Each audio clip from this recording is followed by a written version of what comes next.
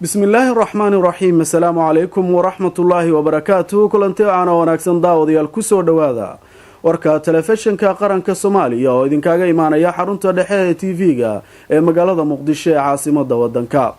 Qodobada wararkayga ugu waaweyn waxaa kamid ah golaha wasiirada ee xukuumadda federaalka Soomaaliya ayaa maanta kulan ay ku yeesheen magaalada Muqdisho waxay uga hadleen qorshaha ay ku howlgalayaan wasaaradaha xukuumadda Soomaaliya.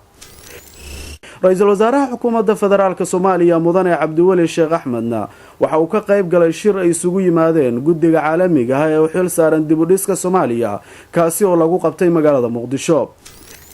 Kulan looga hadlayay horumarinta wax soo saarka beeraha dalka uu ka qayb galay wasiirka beeraha ee xukuumadda Soomaaliya iyo khubaro ku xeel dheer arrimaha beeraha ayaa maanta lagu soo gabagabeeyay magaalada Muqdisho.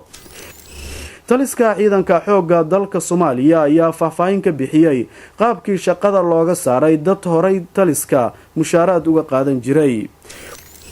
wadanka Jamhuuriyadda Jabuuti magaaladiisa Jabuutina waxaa maanta ka furmay shir looga hadlayo qaabka wax looga qaban karo dhibaatooyinka argagixisadu ay ku hayso wadamo Soomaaliya ay ku jirto. akhbaaraadka dibaddana waxaa ka mid ah madaxweynaha wadanka Ukraine ayaa shaqadiisa dib ugu laabtay kadib markii muddo 40 cisho caafimaad darro uu uga maqnaa shaqadiisa. magaalada Roma ee xarunta wadanka Talyaanigana waxaa ka furmay shirkii labaad oo gargaar loogu ururinayo barakacayaasha ka barakacay dagaalada Syria ka socda kaasi oo iskugu imaanayaan in ka badan 25 wadan oo deeq-bixiyaasha caalamiga ah.